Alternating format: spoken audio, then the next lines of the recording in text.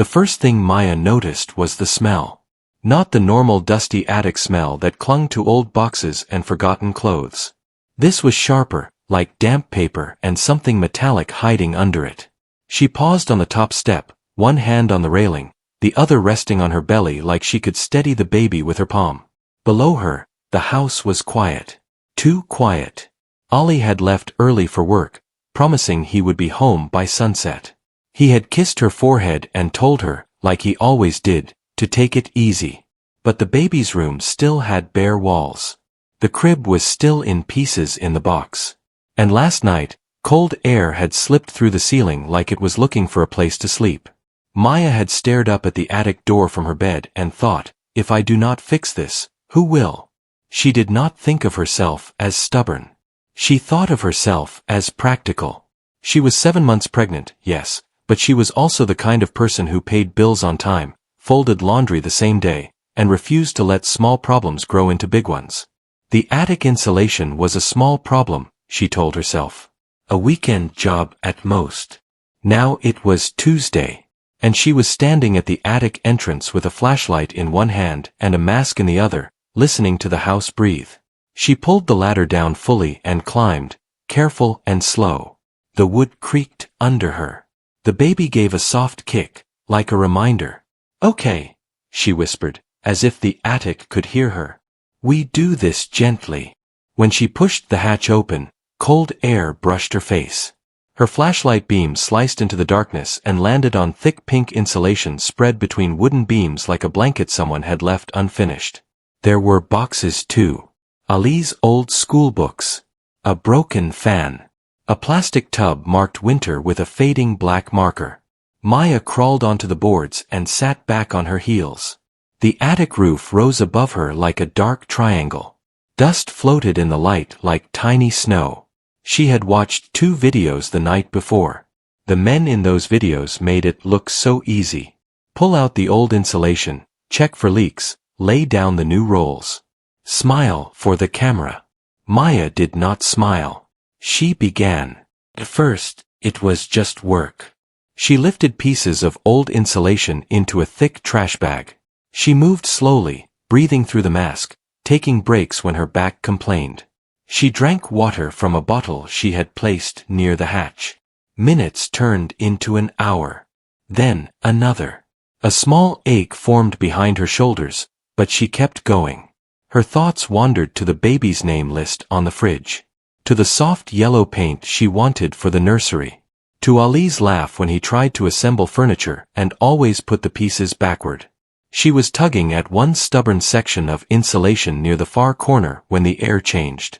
The smell grew stronger. She froze, squinting into the corner where the roof met the floor. The flashlight beam revealed something darker than the surrounding dust.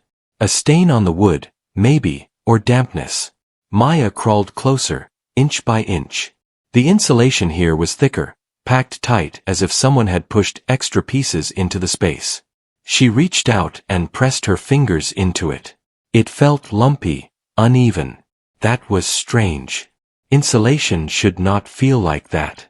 Maya's mouth went dry. She pulled gently at the top layer. It came up with a soft ripping sound. Under it was another layer, older and gray, with bits of paper stuck to it. She peeled more away. Something hard tapped the wooden beam beneath, a quick knock like someone flicking a finger against the wood. Maya stopped again, heart thudding. She shined the flashlight closer. A corner of something was sticking out between the insulation, something smooth and pale under the dust. Plastic. No, not plastic. It looked like metal, but not shiny. Case. Maybe. A box. Maya's mind raced through normal explanations. A toolbox. Old nails. A forgotten tin. But the way it was wedged in there felt careful, like it had been placed, not dropped.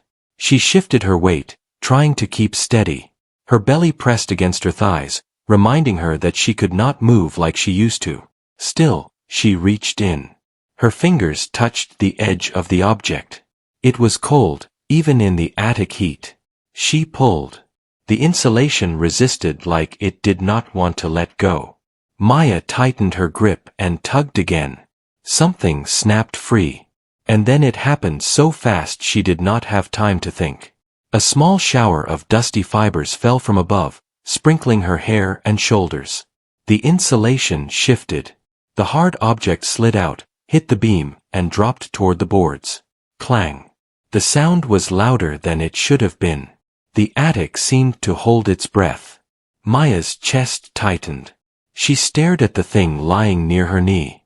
It was a flat metal box, about the size of a thick book, with rounded corners and a latch on one side. Dust covered it like flour. There was no label. No markings. Just a faint scratch that looked like a number, but she could not be sure. Maya swallowed and reached out. The latch was stiff. She worked at it with her thumb until it popped open with a small click. For a moment, she just stared at the seam. The lid looked heavy. The box felt heavier than it should have, as if it contained something dense, something important. Or something someone wanted hidden. Maya lifted the lid. Inside were papers. Not loose sheets, but bundles tied with string. There was also a thin cloth pouch, gray and worn, tucked to one side. Under the papers, she could see the edge of something like a small notebook. Maya stared at the bundles as if they might jump out. Her hands trembled, and she hated that they did. She told herself she was being dramatic. It was just paperwork. People stored things everywhere. Attics were full of secrets, but mostly boring ones. Old taxes, letters, receipts. Still, her skin prickled. She picked up the top bundle. The string was tight, not small and neat. The papers smelled old, like dry wood and time. The top sheet made her stomach drop. It was a photograph. A photo of a young man standing in front of their house. Not the house as it was now with fresh paint and the new door Ollie had installed. The old version of the house. The front steps were cracked. The porch rail was broken. The tree by the window was thinner. But it was the same place. The man in the photo was smiling in a casual way, one hand in his pocket. He was not Ollie. He was not anyone Maya recognized. Behind the man, partly hidden by the shadow of the porch, there was someone else. A woman. Her face was turned away from the camera. But Maya could see her hair. Dark, long, braided down her back. The braid was so familiar that Maya's throat closed. Her own hair was braided exactly like that morning, because it kept it out of her face while she worked. Maya forced herself to breathe. She flipped the photo over. On the back, in faded ink, were 3 words. Do not trust him. Maya stared until the letters blurred. Her mind tried to reject it. Maybe it was a joke. Maybe it was from the previous owners. Maybe the him was not Ollie. But the photo had been inside the attic insulation, hidden like a buried thing. Maya put the photo down carefully, as if it might burn her. She opened the next bundle. More photographs. The same man. Different places. One was outside a small store. Another by a car. In each photo, the man looked older, then younger, then older again. As if the photos were not in order. And in the background of 2 of them, Maya saw the same woman with the braid. Not clearly. Always turned away. Always half hidden. In one photo, the woman was holding a bag, her arm bent close to her body. In another, the woman seemed to be walking fast, her head down. Maya's breathing became shallow. Her baby kicked again, harder this time, like a warning. She set the photos aside and reached for the notebook. The cover was plain black, the corners worn soft. She opened it to the first page. The handwriting was neat, almost careful, like someone who wanted to be understood. The first line made her grip tighten. If someone finds this, it means I failed to keep it hidden. Maya blinked. She looked around the attic as if someone might be watching her read. The flashlight beam shook across the beams and boxes. Dust floated in the air. She forced her eyes back to the notebook. The next lines were like a door slowly opening. It spoke about the house. About the attic. About insulation being replaced one day soon. And then there was a name. Not Maya's. Not Ali's. A name she had never heard, written more than once like the writer wanted it to stick. Rafi. Maya read the lines again, slower. Her heartbeat thudded in her ears.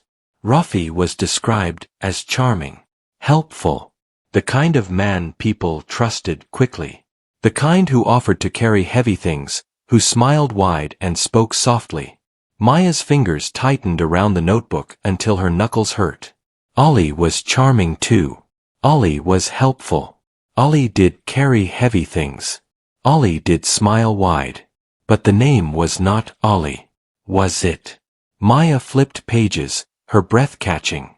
The writing continued like a private confession. It mentioned a deal. Money. A problem that could ruin lives. It mentioned a box hidden in insulation, so that it will not be found unless someone tears the attic apart. Maya's hands began to sweat, making the paper feel slick.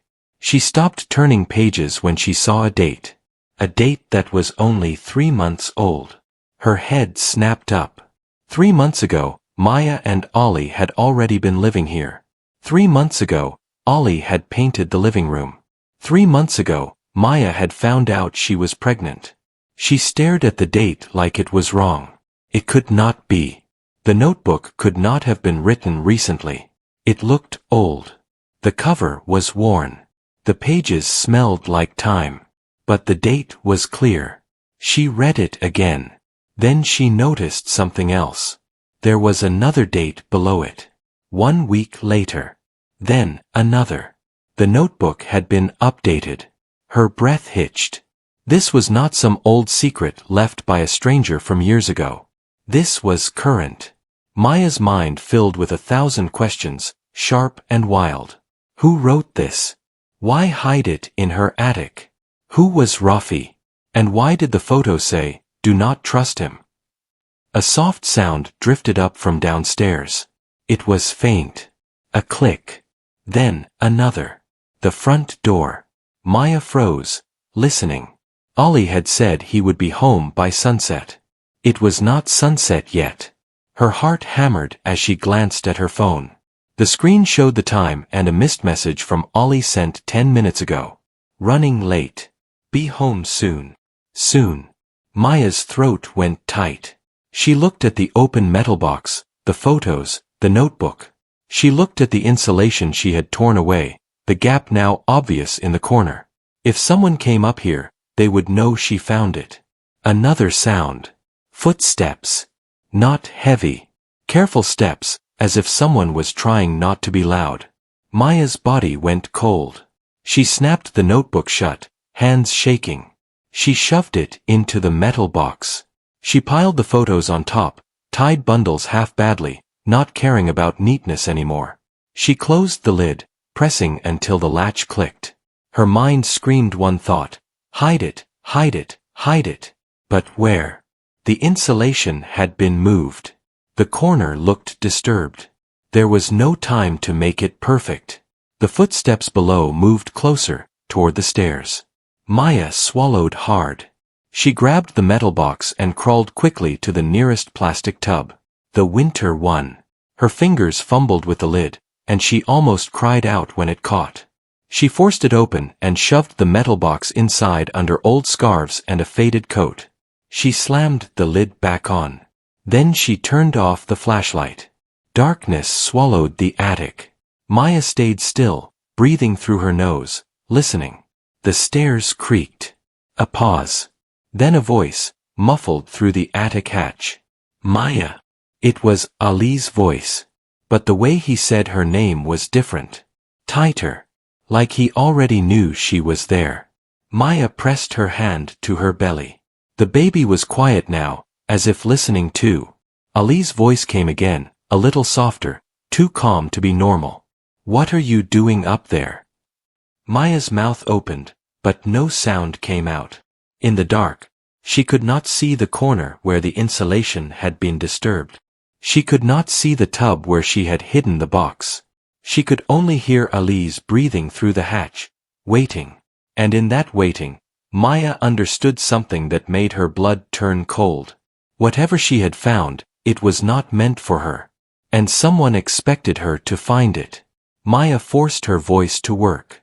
I was fixing the insulation, she said, aiming for normal, steady, harmless. The cold air was coming through. There was a pause. Too long. Oh, Ollie said. You should not be up there alone. His words sounded caring, but something underneath them felt sharp, like a blade wrapped in cloth. I am coming down, Maya said quickly. She slid the flashlight back on and aimed it toward the hatch, careful not to let the beam linger on the disturbed corner. Her legs felt heavy as she moved. Every sound seemed louder than it should have been. When she reached the ladder, Ollie was standing at the bottom, one hand on the side rail, looking up. His smile appeared slow, practiced. Be careful, he said. You scared me. Maya climbed down, one step at a time. When her feet touched the floor, Ollie reached out, placing his hands on her shoulders as if to steady her. His grip lasted a second longer than usual. You should rest, he said. This can wait. Maya nodded. She did not trust herself to speak. Ollie closed the attic hatch and slid the ladder back into place. The click echoed through the hallway like a lock. They stood there for a moment, the silence thick between them. Ollie tilted his head. Did you find anything strange up there? Maya felt her chest tighten. Her mind raced through answers, testing each one. No, she said. Just dust. Old boxes. Ollie studied her face, his eyes sharp, searching. Then he smiled again, wider this time. Good. He turned toward the kitchen. I will make you some tea. Maya watched him walk away. His steps were calm, unhurried, as if nothing had changed. But everything had. That night, Maya barely slept. Ollie lay beside her, his breathing slow and even. She wondered if he was really asleep or pretending. Each time she closed her eyes, she saw the photograph again. The stranger in front of the house. The woman with the braid. The words on the back. Do not trust him. At dawn, Maya slipped out of bed quietly. Ollie did not move. She padded into the kitchen and poured herself water, her hands shaking so badly she spilled some on the counter. She wiped it up quickly, listening for footsteps. Her phone buzzed. A message from an unknown number. Did you find it? Maya's heart slammed against her ribs. She stared at the screen, her mind screaming. She had not told anyone. No one knew about the box. No one should have known. Her fingers hovered over the screen. Who is this? She typed. The reply came almost instantly. Someone who wants you safe. Maya leaned against the counter, her legs weak. What do you want? She typed. There was a pause this time. Longer. Deliberate. Answers, the message finally said. And for you to stop trusting the wrong person. Maya's eyes filled with tears she refused to let fall. She thought of Ollie asleep upstairs. Of the way he had asked if she found anything strange. Of how his hands had lingered on her shoulders. She typed carefully. Come talk to me. Another pause. Not yet, the message said. He is watching. Maya's breath caught. How do you know him? She typed. The reply appeared slowly, one word at a time, like the sender wanted her to feel the weight of it. I knew Rafi. Maya stared at the name. Rafi is dead, the message continued. But his secret is not. Maya's knees buckled, and she slid into a chair. Dead. The notebook had spoken about Rafi like someone who was still moving, still planning. Someone who might walk through a door at any moment. Who are you? Maya typed again. This time, the reply took longer. My name is Sana, the message said. And I lived in that house before you. Maya's pulse raced. Why did you leave? She typed. The 3 dots appeared, then vanished, then appeared again. Maya held her breath. Because I was afraid, Sana finally wrote. And because Rafi told me if I ever spoke, I would lose everything. Maya closed her eyes, feeling the baby stir inside her. What does this have to do with Ollie? She typed. The answer came fast. Ollie is not who you think he is. Maya's throat tightened. You are lying, she typed, though even as she wrote it, doubt crept in like a cold wind. I wish I was, Sana replied. But Ollie helped Rafi hide things. Money, papers, proof. When Rafi disappeared, Ollie stayed. Maya's mind reeled. Ollie had told her the house was a lucky find. Cheap. Quiet. A fresh start. What proof? Maya typed. The box, Sana replied. The photos. The notebook. And something else you have not seen yet. Maya's stomach twisted. There is more. Yes, Sana wrote. And Ollie does not know that I know you found it. Maya glanced toward the stairs. What do I do? She typed. Sana's reply came slowly, carefully. You act normal. You do not move the box. You do not confront him. And you listen. Maya swallowed hard. Listen to what? To the lies, Sana replied. Because people reveal the truth when they think they are in control.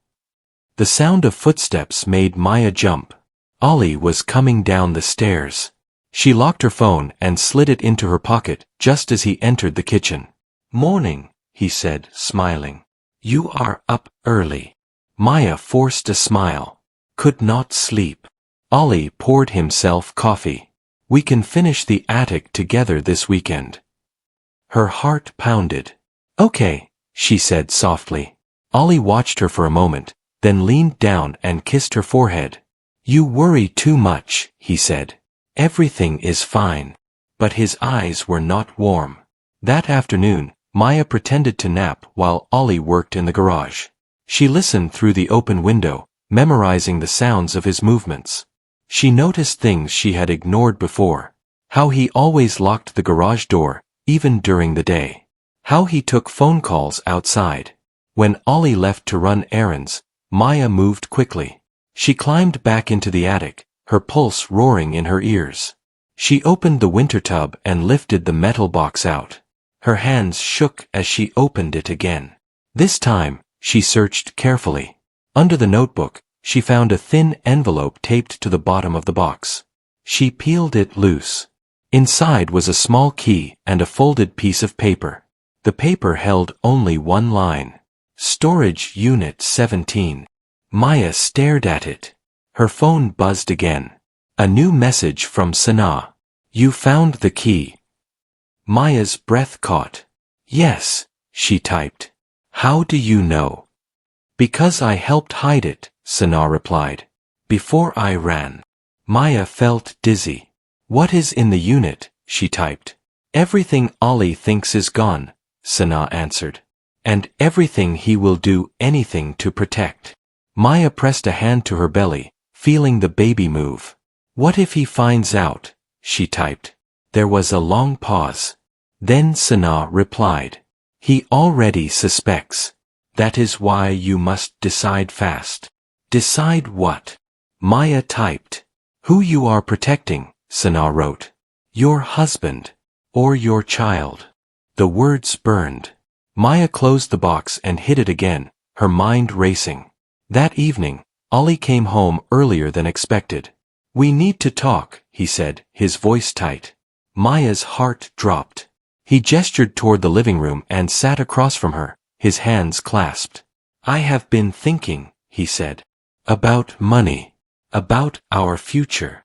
Maya stayed silent. I know things have been hard, Ollie continued. And I know you trust me. He leaned forward, his eyes locking onto hers. I need you to trust me completely. Maya felt the weight of the moment settle on her chest. What are you asking? She asked. Ollie smiled, but it did not reach his eyes. I am asking you not to ask questions, he said. No matter what you see. No matter what you hear. Maya understood then. He knew. Not everything but enough. Her voice barely worked. Why? Ali's smile faded.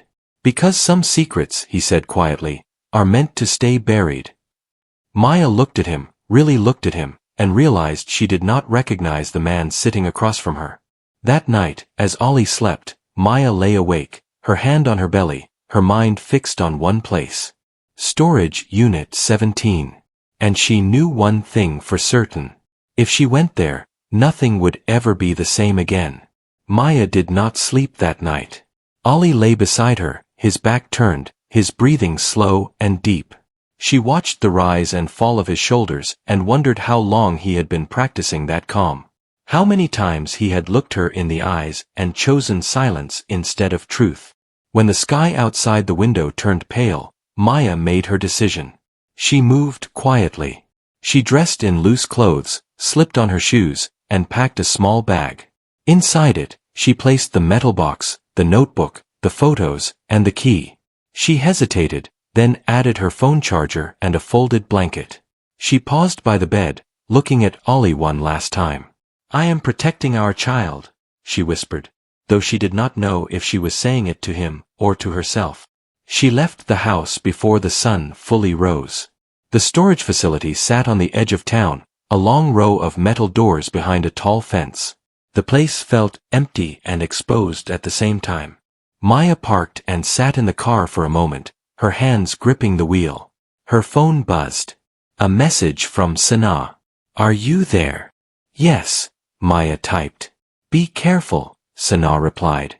"Ollie has been there before." Maya's heart pounded. She stepped out of the car and walked toward the units, counting the numbers painted on the doors. 14, 15, 16, 17. The lock was old, scratched and dull. Maya slid the key into it. Her hands shook as she turned it. The lock clicked open. She lifted the door slowly. Inside, the unit smelled like metal and oil. A single bulb hung from the ceiling, casting a weak yellow light. The space was small but packed tightly with boxes, plastic bins, and a covered shape in the corner. Maya stepped inside and pulled the door down behind her, leaving it partly open. She began with the nearest box. Inside were stacks of papers, bank records, agreements, names she did not recognize, numbers that made her stomach twist. There were envelopes marked with dates, some recent, some years old. She opened the notebook again, comparing names and figures. The pieces began to fit together in a way that made her feel sick. Rafi had been moving money. Not small amounts. Large ones. Money that did not belong to him. And Ollie had helped. He had stayed behind when Rafi vanished, managing what was left, making sure nothing led back to them. Maya moved to the covered shape in the corner. She pulled the cloth back. It was a small safe. Her breath caught. She searched the unit and found a folded note taped to a shelf. In the same neat handwriting as the notebook, it read, "The code is the day she stopped trusting him." Maya closed her eyes. She thought of the photograph, the braid, the words on the back. "Do not trust him." She typed the date written on the photo into the safe's keypad. The safe opened. Inside were passports. Not just one. Several. Different names. Different faces. Ali's face stared back at her from one of them, altered just enough to pass. There was also a small stack of memory cards. Maya's hands trembled as she picked one up. Her phone buzzed again. "You found it," Sanaa wrote. "Yes," Maya typed. "All of it." "Good," Sanaa replied. "Now you understand." "Why me?" Maya typed. "Why hide this where I would find it?" There was a long pause. "Because I could not stop him alone," Sanaa finally wrote. "And because you were not supposed to be silent." Maya's eyes filled with tears. Before she could reply, a sound echoed outside the unit. Footsteps. Her heart slammed into her throat. "Maya," Ali's voice called out, calm and familiar. "I know you are here." She froze, every muscle tight. "You should come out," he said. "We can talk." Maya backed deeper into the unit, clutching her phone. "He is there," she typed quickly. "I know," Sanaa replied. I am close. Ali's footsteps grew louder. The metal door rattled as he touched it. You did not have to do this, Ali said. You are making things harder. Maya stepped forward, her voice shaking but clear. You lied to me, she said. You put our child in danger. Ali sighed. You do not understand. I did this for us. For security. For control, Maya said. Ali's eyes flicked to the open safe, the boxes, the papers. His face hardened. You should not have looked, he said. Maya straightened, placing a hand on her belly. You should not have hidden it, she replied. Sirens wailed in the distance. Ali's head snapped up. What did you do? Maya met his gaze. I chose my child. Ali took a step back, his confidence cracking. The sirens grew louder. Ali turned and ran. Maya collapsed onto a crate, her legs giving out. She pressed her forehead to her knees, breathing hard. Moments later, footsteps approached again, faster this time. Maya, a woman's voice called softly. Maya looked up. Sana stood at the entrance of the unit. She looked older than Maya expected, tired but steady. It is over, Sana said. Police cars pulled into the lot. Officers moved quickly, shouting commands. Ali was caught near the fence, his escape cut short. Maya watched from the unit as he was led away. He did not look at her. Days passed in a blur. Statements. Questions. Long nights where Maya lay awake, feeling the baby move and reminding herself that she was safe. The house was quiet now. Too quiet sometimes. But it felt honest. Sana visited once. They sat at the kitchen table, sunlight warming the room. You were brave, Sana said. I was afraid, Maya replied. Sana smiled gently. Those two things can exist together.